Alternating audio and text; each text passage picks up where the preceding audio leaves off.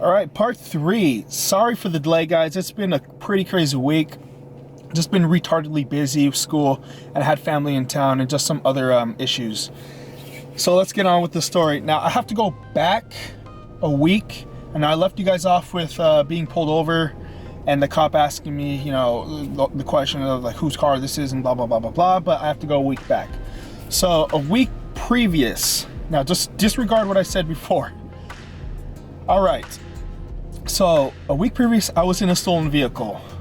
Now, I was with my ex-girlfriend in the car. Now, this is a pretty crazy scene.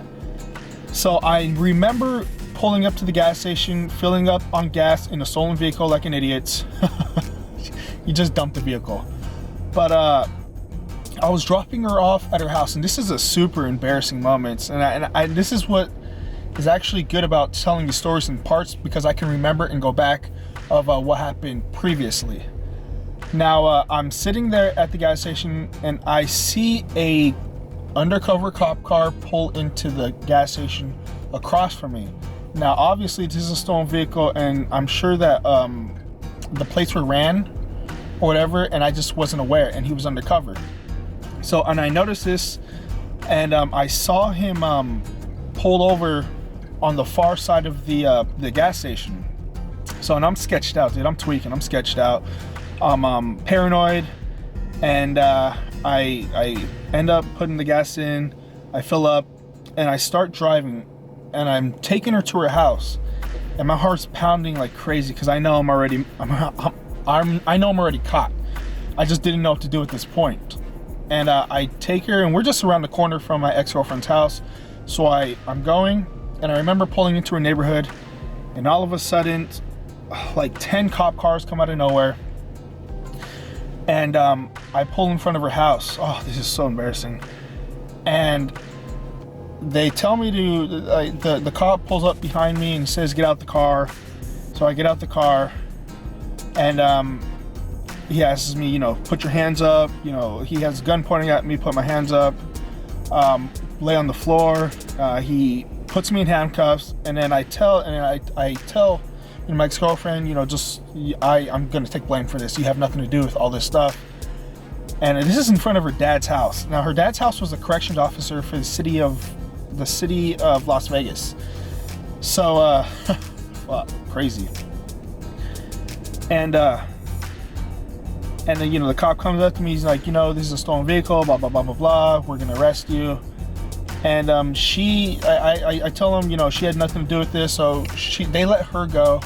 The crazy thing is, like, her dad comes out and sees this, and I'm so embarrassed. I'm like, oh my God, dude, this is so stupid. And I ended up going to jail that night. Now, when you go to county jail, and if it's your first charge, like I think a felony charge, they usually release you on your own recognizance, which is an OR. So I was booked in, and I think I sat in jail for about 24 hours or 48 hours, and then they released me on my own recognizance and gave me a court date. Now, my dumbass thought, maybe I won't mess up because I got this stolen vehicle charge on me, PSV, or a possession, or PO, or possession of a stolen vehicle, and they released me. And like a addict does, I went straight back to getting high again. I went back to the same crowd, went back to the same, that's all I really, knew at the time, just stupidity, drugs, whatever, just coming up on stupid stuff. And 7 days later, and this is where the other story takes part. I'm in another stolen vehicle. I didn't learn my lesson. I was high, just trying to do the same shit I was always doing, just dumb shit. And this is where I get pulled over, and I'm in another stolen vehicle, and then the cop comes at me, and there's one of my ex-friends, the people I was hanging out with, was in the car, and I had a bunch of stupid stuff in the car. And I get pulled over, and he pulls me out of the vehicle, or he asks me, this is, whose car is this? And I said, it's a friend's. And, he's like, well, whose is it? And I made up a name, and then the cop sent, the cop ran the person's name. He's like, well, blah, blah, and then he ran my name, and he saw that I'd been arrested for a stolen vehicle. So that doesn't make sense, and then I kept lying and jittering, and Eventually, you know, he ended up arresting me, and I ended up going to jail. So this is the second time, and this time, you know, they're not going to release me this time. You know, it was the second time, and I thought I was pretty much done. I thought I was going to go to prison. And at that time, I ended up spending, I think, 6 months. No, it was 4 months, because they didn't release me. I had to wait till my sentencing date. And thank God they let me go on for drug court. And drug court is an intensive drug treatment program for a year long. I think it had, like, at that time, like a 10% passing rate. So the majority of people that actually went into this program ended up failing. You know, you had to go, I think the first part of the program, you had to go like 3 times a week and do urine tests, and then do group meetings as well. And this is mandatory. You have to pass this in order to you know, stay out of jail. And I think my suspended sentence at that time was 12 to 32 months. So that's 1 to 3 years. And I was also on probation. Now the probation was, I think, 3 years. I think I ended up getting off a little bit earlier because I kept up with the program. I ended up graduating the program after the year. And yeah, but let's go back to when I was in jail. Now in jail, this is when I actually got introduced to lifting. Now I'd lifted in 9th grade when I was in football, but I didn't really take it seriously.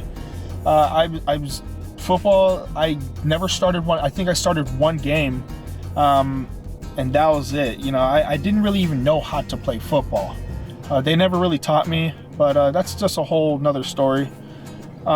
So I didn't take weight training seriously, and I was introduced to, you know, doing push-ups in jail, you know, pull-ups, whatever we had to do with body weight movements, handstand push-ups. And I remember when I first was locked up, I couldn't even do 10 push-ups in a row.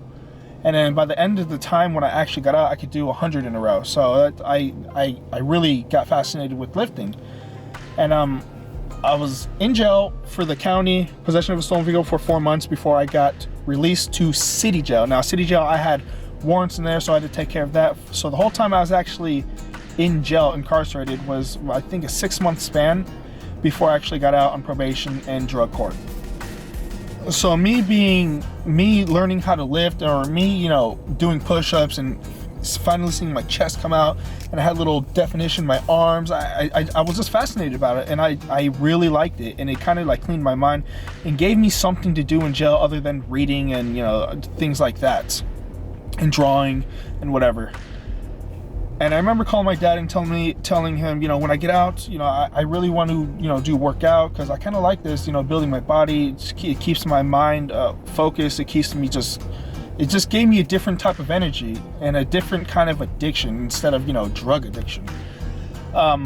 So I get out of jail, you know, after the whole time, and my dad set up a bench press, because my dad took me in. He supported me this whole thing, and I would not be where I am today without my dad. You know, my dad helped me phenomenally, you know, and I can't thank him enough for actually supporting me. You know, without his support, I'd probably still be on the streets or in jail, or locked up, or dead, for sure. So he set up this bench press for me in the garage, and I started using it for a couple weeks, and my stepbrother ended up giving it away to one of his buddies, and it kind of hurt me when he did that. I was so bummed out about that. I honestly, I think I cried, because I wanted just to lift so bad. And my dad ended up giving me a gym membership for Gold's Gym that was maybe a mile down the road, or 2 miles. So I started doing that, and it just took off from there. You know, I just fell in love with just fitness in general. Like, I would read the magazines. I would sit there on the internet, trying to do everything and anything possible, any information that I could to build muscle. And I did do the whole bro split stuff, like the bro eating. I was eating like chicken, brown rice, oatmeal, literally. And I got pretty thick. I met a bunch of, you know, cool people in the gym that are still my friends to this day, that are doing awesome things. And you know, maybe a year or two into lifting, this is when I get introduced to steroids. Now, I was taking like a bunch of, like, you know, the supplements. You know, when you're a newbie, you just buy all this random stuff and think that, you know, you could build 2 inches on your arms in 30 days, and I believed all that. Who doesn't when you're a newbie? So I spent my money on that, and one of my buddies in the gym, he's still my buddy to this day, I keep in touch with him a little bit, asked me, he's like, do you take tests? And I thought he meant like, you know, the tests that you can buy at the stores, the test boosters. That's what I was taking. So, and I told him, yeah, I'm taking tests. He's like, no, not that test. It's like the real test, like testosterone. And I kind of knew what steroids was, but I just didn't know. No, I wasn't aware yet. And I was like, no, and then he got my curiosity. So I started doing the research online, like about tests and about cycles and things like that, and started intriguing my interest more and more and more. So eventually I ended up buying a bottle of tests from him, and I actually came up on like, I don't know, like 6 bottles of Deca. And I had no idea how to do it, and you know, he gave me a little bit of knowledge. It was stupid knowledge though. Because he was like, you just want to blast and just like do as much as you possibly can. You're going to build muscle and eat. And I was kind of like, I wasn't really guided into it. You know, there was on forums, you just hear this and hear that, you hear this, you hear that. And just everything's right or wrong, or this is too much, or this is not right, or that's not right. So eventually I ended up injecting tests, and I blew up. Like, I think on the first week, a little bit different than yours. Quit snoring, hip hop isn't there. It's just been in the morning from the moment